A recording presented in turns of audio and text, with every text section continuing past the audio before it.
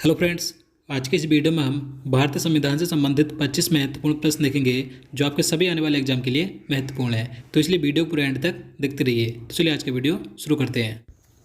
तो यहाँ पर आज का पहला क्वेश्चन है, डॉक्टर भीमराव अंबेडकर और महात्मा गांधी जी के मध्य सन 1932 में हस्ताक्षरित पुणे समझौते में क्या प्रावधान था। तो देखिए, जितने क्वेश्चन मैं आपके लिए इस वीडियो में लेकर आया हूँ, अगर आपको उनमें से किसी का भी आंसर पता है तो आप नीचे कमेंट बॉक्स में बता सकते हैं। तो इसका आंसर ऑप्शन डी हो जाएगा, निम्न वर्गों के लिए आरक्षण सहित संयुक्त निर्वाचन क्षेत्र का प्रावधान था। अब देखिए, जो पूना पैक्ट यानी कि पूना समझौता है, तो इसमें दलित वर्ग के लिए पृथक निर्वाचन मंडल को त्याग दिया गया, लेकिन दलित वर्ग के लिए आरक्षित सीटों की संख्या प्रांतीय विधान मंडलों में 71 से बढ़ाकर 147 कर दी गई थी। कई बार ये संख्या पूछी जाती है सीटों की, तो आपको याद रखनी है। और देखिए, बात करें ये जो पूना समझौता है, तो ये कब हुआ था, तो ये 24 सितंबर 1932 को हुआ था। डॉक्टर भीमराव अंबेडकर और महात्मा गांधी जी के मध्य हुआ था। कहाँ पर हुआ था यही पूछा जाता है, तो पुणे की यरबदा सेंट्रल जेल में हुआ था। तो आपको सही पॉइंट याद रखने हैं। चलिए अगला क्वेश्चन है, संविधान सभा के संवैधानिक सलाहकार कौन थे। तो देखिए, जो संविधान सभा थी तो इसके संवैधानिक सलाहकार कौन थे, तो BN राव थे। तो इसका आंसर ऑप्शन डी हो जाएगा, BN राव, यानी इनका पूरा नाम है बेनेगल नरसिंह राव, याद रखना है। और देखिए, बता दूं कि जो इसके अस्थायी अध्यक्ष थे संविधान सभा के कौन थे, तो सचिदानंद सिन्हा थे। स्थायी अध्यक्ष थे डॉक्टर राजेंद्र प्रसाद। और निर्मात्री समिति के अध्यक्ष थे भीमराव अंबेडकर। और संवैधानिक सलाहकार मैंने आपको बताया दी BN राव थे। अगला क्वेश्चन है, 42वें संविधान संशोधन अधिनियम 1976 द्वारा प्रस्तावना में किस शब्द को नहीं जोड़ा गया। तो देखिए, मैं आपको बता दूं, जो भारतीय संविधान की प्रस्तावना है तो उसमें 42वें संविधान संशोधन 1976 के द्वारा 3 शब्द जोड़े गए थे। वे 3 शब्द कौन कौन से थे, धर्मनिरपेक्ष, समाजवादी और अखंडता। तो ये 3 शब्द थे जो जोड़े गए थे, और जो गुट निरपेक्ष है ये नहीं जोड़ा गया था। तो इसका आंसर ऑप्शन सी हो जाएगा, याद रखना है। और देखिए, 42वें संविधान संशोधन के द्वारा भारतीय संविधान में मौलिक कर्तव्यों को भी जोड़ा गया था। अगला क्वेश्चन है, भारतीय संविधान में वर्तमान में मौलिक कर्तव्यों की संख्या कितनी है। तो देखिए, बात करें इस समय वर्तमान में भारतीय संविधान में मौलिक कर्तव्यों की संख्या कितनी है, तो 11 है। तो इसका आंसर ऑप्शन बी हो जाएगा, 11। अब देखिए, मैं आपको बता दूं, इन्हें भारतीय संविधान में 42वें संविधान संशोधन अधिनियम 1976 के द्वारा जोड़ा गया था। देखिए, जिस समय इन्हें जोड़ा गया था तो उस समय मौलिक कर्तव्यों की संख्या 11 थी, यानी कि 42वें संविधान संशोधन अधिनियम द्वारा 10 मौलिक कर्तव्यों को जोड़ा गया था। लेकिन उसके बाद सन 2002 में 86वें संविधान संशोधन अधिनियम द्वारा 11वां मौलिक कर्तव्य जोड़ा गया था। तो इसलिए वर्तमान में मौलिक कर्तव्यों की संख्या है 11 है, लेकिन जब इन्हें जोड़ा गया था तो उस समय इनकी संख्या थी 10। और देखिए, इन्हें भारतीय संविधान के भाग 4 के ए में रखा गया है। और कौन से अनुच्छेद में है, तो 51 के ए में है। सही पॉइंट याद रखने हैं। चलिए अगला क्वेश्चन देखते हैं, भारतीय संविधान में मौलिक कर्तव्य का विचार लिया गया है। देखिए, बताना है कि जो भारतीय संविधान में मौलिक कर्तव्यों को जोड़ा गया है तो इन्हें किस देश के संविधान से जोड़ा गया है, कहाँ से लिया गया है। तो इसका आंसर ऑप्शन सी हो जाएगा, रूस के संविधान से। मौलिक कर्तव्यों को रूस के संविधान से लिया गया है। अगला क्वेश्चन है, संघात्मक शासन व्यवस्था को सर्वप्रथम किस देश ने अपनाया। तो देखिए, आप सभी जानते हैं कि भारत में संघीय शासन प्रणाली है। तो भारत में जो संघीय शासन प्रणाली है ये किस देश से ली गई है, यानी कि सर्वप्रथम किस देश में ये संघात्मक शासन व्यवस्था थी, तो ये थी कनाडा में। तो इसका आंसर ऑप्शन सी हो जाएगा कि भारतीय संविधान में भी जो संघात्मक शासन व्यवस्था है इसे कनाडा से लिया गया है। नेक्स्ट क्वेश्चन है, संविधान के किस भाग में नीति निर्देशक तत्वों का उल्लेख किया गया है। तो देखिए, जो भारतीय संविधान के नीति निर्देशक तत्व हैं तो इन्हें संविधान के किस भाग में रखा गया है।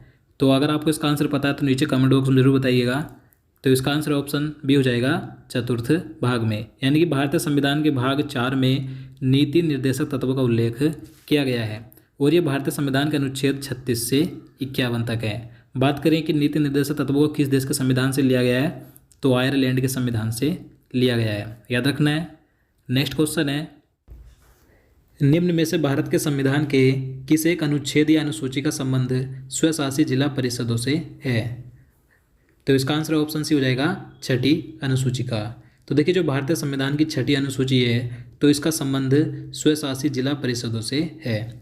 देखिए, इसमें असम, मेघालय, त्रिपुरा और मिजोरम राज्यों के जनजातीय क्षेत्रों के प्रशासन और नियंत्रण की पृथक व्यवस्था की गई है। और देखिए, मैं आपको बता दूं, मैंने पहले से ही जो भारतीय संविधान की 12 अनुसूची है उनका एक अलग से वीडियो बना रखा है। अगर आपने वो वीडियो अभी तक नहीं देखा है तो आप उसे चैनल में जाकर देख सकते हैं, या आपको नीचे डिस्क्रिप्शन में उसका लिंक मिल जाएगा। चलिए नेक्स्ट क्वेश्चन देखते हैं। क्वेश्चन नंबर 9 है, कौन से अनुच्छेद के अंतर्गत भारत का सर्वोच्च न्यायालय नागरिकों के मौलिक अधिकारों की रक्षा करता है? तो इसका आंसर ऑप्शन डी हो जाएगा अनुच्छेद 32। तो देखिए जो भारतीय संविधान का अनुच्छेद 32 है ये बहुत ही महत्वपूर्ण है, क्योंकि जो भारतीय नागरिकों को मौलिक अधिकार दिए गए हैं तो भारत का सर्वोच्च न्यायालय इसी आर्टिकल के अंतर्गत मौलिक अधिकारों की रक्षा करता है। और देखिए इसी अनुच्छेद को यानी कि अनुच्छेद 32 को बाबा साहेब भीमराव अम्बेडकर जी ने भारतीय संविधान की आत्मा कहा था। तो ये भी कई बार पूछा जाता है। देखिए यह आर्टिकल सभी नागरिकों को छूट देता है कि वह अपने मौलिक अधिकारों के संरक्षण के लिए सीधे सर्वोच्च न्यायालय जा सकते हैं एवं अपने अधिकारों को लागू करने की मांग कर सकते हैं। तो आपको याद रखना है। चलिए अगला क्वेश्चन देखते हैं। राष्ट्रपति सर्वोच्च न्यायालय से संविधान के किस अनुच्छेद के अंतर्गत परामर्श ले सकता है? तो इसका आंसर ऑप्शन डी हो जाएगा अनुच्छेद 143 के अंतर्गत। तो देखिए अनुच्छेद 143 के तहत राष्ट्रपति विधि, कानून अथवा तथ्य के व्यापक महत्व की स्थिति में सर्वोच्च न्यायालय यानी कि सुप्रीम कोर्ट से परामर्श ले सकता है। लेकिन आपको याद रखना है कि सर्वोच्च न्यायालय के निर्णय को मानने के लिए राष्ट्रपति बाध्य नहीं होगा। चलिए नेक्स्ट क्वेश्चन देखते हैं।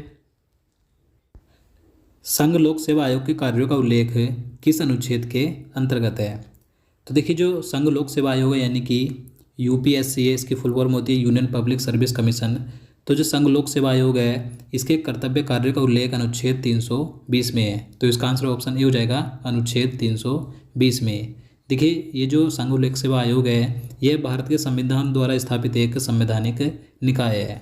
देखिए अनुच्छेद 315 के तहत संघ लोक सेवा आयोग एवं राज्यों के लिए राज्य लोक सेवा आयोग का प्रावधान किया गया है। तो आपको याद रखना है। और देखिए बात करें कि पहले लोक सेवा आयोग का गठन यानी कि इसकी स्थापना कब की गई थी? तो 1 अक्टूबर 1926 को पहले लोक सेवा आयोग की स्थापना यानी कि गठन किया गया था। और देखिए प्रथम लोक सेवा अध्यक्ष कौन थे? तो प्रदीप कुमार जोशी थे। याद रखना है। चलिए नेक्स्ट क्वेश्चन देखते हैं। भारतीय संविधान के किस अनुच्छेद में संघ की राजभाषा हिंदी का प्रावधान है? तो इसका आंसर ऑप्शन बी हो जाएगा अनुच्छेद 343 में। तो देखिए भारतीय संविधान के अनुच्छेद 343 से लेकर 351 तक राजभाषा के संबंध में व्यवस्था की गई है।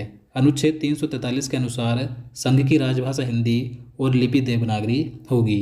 देखिए 14 सितंबर 1949 को हिंदी को भारत की राजभाषा का दर्जा दिया गया था। इसलिए 14 सितंबर को प्रत्येक वर्ष भारत में राष्ट्रीय हिंदी दिवस मनाया जाता है। और देखिए बात करें विश्व हिंदी दिवस कब मनाया जाता है? तो विश्व हिंदी दिवस मनाया जाता है 10 जनवरी को। और भारत में राष्ट्रीय हिंदी दिवस मनाया जाता है 14 सितंबर को। तो ये 2 दिवस कई बार पूछे जाते हैं तो आपको याद रखना है। चलिए अगला क्वेश्चन है, किस अनुच्छेद के तहत संसद को नागरिकता के संबंध में कानून बनाने का अधिकार प्रदान किया गया है? तो इसका आंसर ऑप्शन सी हो जाएगा अनुच्छेद 11 के अनुसार। तो देखिए अनुच्छेद 11 के तहत संसद को अधिकार दिया गया है कि वह नागरिकता संबंधी कोई भी कानून बना सकती है। तो भारत में नागरिकता संबंधित कानून बनाने का अधिकार संसद को है। किस अनुच्छेद के तहत? अनुच्छेद 11 के तहत। नेक्स्ट क्वेश्चन है, किस नीति निर्देशक सिद्धांत को प्राय समाजवादी माना जाता है? तो इसका आंसर ऑप्शन ए हो जाएगा ग्राम पंचायतों की स्थापना को। तो देखिए ग्राम पंचायतों की संगठन यानी कि स्थापना को प्राय समाजवादी माना जाता है। तो ये नीति निर्देशक तत्व है। देखिए बात करें कि जो ग्राम पंचायतों की स्थापना का प्रावधान है किस अनुच्छेद में है? तो अनुच्छेद 40 में ग्राम पंचायतों की स्थापना का प्रावधान किया गया है। और जो हमारे भारतीय संविधान में नीति निर्देशक तत्व हैं ये अनुच्छेद 36 से 51 तक है, जिन्हें कि भाग 4 में रखा गया है। चलिए अगला क्वेश्चन है, सर्वोच्च न्यायालय के जजों का वेतन किससे आहरित होता है? तो इसका आंसर ऑप्शन सी हो जाएगा संचित निधि से। तो देखिए सर्वोच्च न्यायालय के जजों का वेतन यानी कि न्यायाधीशों का वेतन, भत्ते, पेंशन भारत की संचित निधि पर भारित होते हैं। इसके अलावा उच्च न्यायालय के न्यायाधीशों को भी वेतन भत्ते और भारत के राष्ट्रपति का वेतन भत्ता भी संचित निधि पर ही भारित होता है। याद रखना है। नेक्स्ट क्वेश्चन है, भारत में उच्च न्यायालय के प्रधान न्यायाधीश के पद पर आसीन सर्वप्रथम महिला न्यायाधीश कौन थी? तो इसका आंसर ऑप्शन सी हो जाएगा लीला सेठ। तो देखिए भारत में उच्च न्यायालय यानी कि हाई कोर्ट में मुख्य न्यायाधीश बनने वाली प्रथम महिला कौन थी? तो वो थी लीला सेठ। अब देखिए किस उच्च न्यायालय की बनी थी? तो ये दिल्ली हाई कोर्ट की बनी थी। याद रखना है। नेक्स्ट क्वेश्चन है, क्वेश्चन नंबर 17 है, किसको समाप्त किया जा सकता है पर भंग नहीं किया जा सकता? तो इसका आंसर क्या हो जाएगा? ऑप्शन डी हो जाएगा, विधान परिषद को। तो देखिए जो राज्य विधान परिषद होती है यह एक स्थायी सदन है, क्योंकि इसके 1/3 सदस्य प्रत्येक 2 वर्षों में सेवानिवृत्त होते हैं, इसलिए इसे कभी भी भंग नहीं किया जा सकता, लेकिन इसे समाप्त किया जा सकता है, क्योंकि संविधान के अनुच्छेद 169 के अंतर्गत इसके गठन एवं विघटन की व्यवस्था की गई है। तो आपको याद रखना है जो विधान परिषद है ये भंग तो नहीं होती है, ये स्थायी सदन है, लेकिन इसे समाप्त किया जा सकता है। नेक्स्ट क्वेश्चन है, निम्नलिखित में से कौन सा एक संविधानेतर संस्था है? तो देखिए इस क्वेश्चन में बताना है कि इनमें से कौन सी संस्था का उल्लेख भारतीय संविधान में नहीं है। तो इसका आंसर ऑप्शन बी हो जाएगा, नीति आयोग का। देखिए जो नीति आयोग है इसका उल्लेख भारतीय संविधान में नहीं किया गया है। देखिए इसकी स्थापना योजना आयोग के स्थान पर की गई थी। इसका गठन 1 जनवरी 2015 को किया गया था। तो आपको याद रखना है कि नीति आयोग का गठन कब हुआ था? 1 जनवरी 2015 को योजना आयोग के स्थान पर। चलिए अगला क्वेश्चन देखते हैं। संघ लोक सेवा आयोग के सदस्यों की संख्या को निर्धारित करने की शक्ति किसको प्राप्त है? तो इसका आंसर ऑप्शन ए हो जाएगा, राष्ट्रपति को। तो देखिए जो संघ लोक सेवा आयोग यानी कि यूपीएससी है, तो इसके अध्यक्ष और सदस्यों की नियुक्ति राष्ट्रपति करता है। राष्ट्रपति इसके सदस्यों की संख्या को निर्धारित करता है, याद रखना है। अगला क्वेश्चन है, राष्ट्रीय महिला आयोग का गठन किस वर्ष किया गया था? तो इसका आंसर ऑप्शन ए हो जाएगा, 1992 में।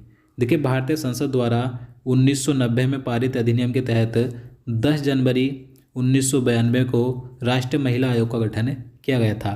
देखिए राष्ट्रीय महिला आयोग की प्रथम प्रमुख कौन थी? तो कांटा पटनायक थी, याद रखना है, कई बार पूछा जाता है। चलिए अगला क्वेश्चन है, केंद्र और राज्यों के बीच वैधानिक शक्तियों का बंटवारा दिया हुआ है। तो इसका आंसर ऑप्शन डी हो जाएगा, 7वीं अनुसूची में। तो देखिए भारतीय संविधान की 7वीं अनुसूची में केंद्र और राज्यों के बीच के अधिकारों को उल्लेखित किया गया है। देखिए इसमें 3 सूची आती हैं, संघ सूची, राज्य सूची और समवर्ती सूची। तो केंद्र और राज्यों के बीच की शक्तियों का बंटवारा 7वीं अनुसूची में किया गया है। और मैंने आपको पहले ही बता दिया है कि मैंने पहले से ही भारतीय संविधान की 12 अनुसूचियों का वीडियो बना रखा है। अगर आपने वो वीडियो नहीं देखा है तो आप उसे चैनल में जाकर देख सकते हैं। चलिए नेक्स्ट क्वेश्चन है, भारतीय संविधान का अनुच्छेद 51A नागरिकों के मौलिक कर्तव्य से संबंधित है, किस संविधान संशोधन से इसे लाया गया था? तो देखिए आप सभी जानते हैं, मैंने आपको पहले ही बता दिया है कि जो भारतीय नागरिकों को मौलिक कर्तव्य दिए गए हैं इन्हें भारतीय संविधान के अनुच्छेद 51A और भाग 4A में रखा गया है। तो इस क्वेश्चन में यही पूछा गया है कि जो भारतीय संविधान में मौलिक कर्तव्य को जोड़ा गया था यानी कि अनुच्छेद 51A को जोड़ा गया था, किस संविधान संशोधन के द्वारा जोड़ा गया था? तो इसका आंसर ऑप्शन बी हो जाएगा, 42वें संविधान संशोधन के द्वारा, जो कि 1976 में हुआ था, याद रखना है। नेक्स्ट क्वेश्चन है, भारतीय संविधान के किस अनुच्छेद में निर्वाचन आयोग के लिए प्रावधान है? तो देखिए निर्वाचन आयोग का प्रावधान भारतीय संविधान के किस अनुच्छेद में किया गया है? तो अनुच्छेद 324 में किया गया है। तो इसका आंसर ऑप्शन सी हो जाएगा, अनुच्छेद 324 में निर्वाचन आयोग का प्रावधान है। देखिए बात करें निर्वाचन आयोग की, तो इसका गठन कब हुआ था? तो इसका गठन हुआ था 25 जनवरी 1950 को, याद रखना है। नेक्स्ट क्वेश्चन है, संविधान संशोधन किस अनुच्छेद के तहत किया जाता है? तो देखिए मोस्ट इंपॉर्टेंट क्वेश्चन है, तो इसका आंसर ऑप्शन सी हो जाएगा, अनुच्छेद 368 के तहत संविधान संशोधन किया जाता है। अब देखिए यहाँ से एक क्वेश्चन और पूछा जाता है कि जो संविधान संशोधन करने की प्रक्रिया है इसे किस देश के संविधान से लिया गया है? तो इसे दक्षिण अफ्रीका यानी कि साउथ अफ्रीका से लिया गया है, याद रखना है। नेक्स्ट क्वेश्चन है, 2 अक्टूबर 1959 को भारत में पंचायती राज का शुभारंभ निम्नलिखित में से कहाँ पर किया गया था? तो इसका आंसर ऑप्शन ए हो जाएगा, नागौर राजस्थान में। तो देखिए 2 अक्टूबर 1959 को भारत में सर्वप्रथम पंचायती राज का शुभारंभ राजस्थान के नागौर जिले में किया गया था। तो ये क्वेश्चन कई बार पूछा है, तो आपको डेट भी याद रखनी है और जगह भी याद रखनी है। तो दोस्तों आज के लिए इतना ही। उम्मीद करता हूँ आपको वीडियो पसंद आया होगा। अगर आपको वीडियो अच्छा लगा हो, आपके लिए हेल्पफुल हो, तो प्लीज़ वीडियो को लाइक और शेयर जरूर करना, साथ ही चैनल को भी सब्सक्राइब कर लेना। तो चलिए दोस्तों मिलते हैं नेक्स्ट वीडियो में। जय हिंद।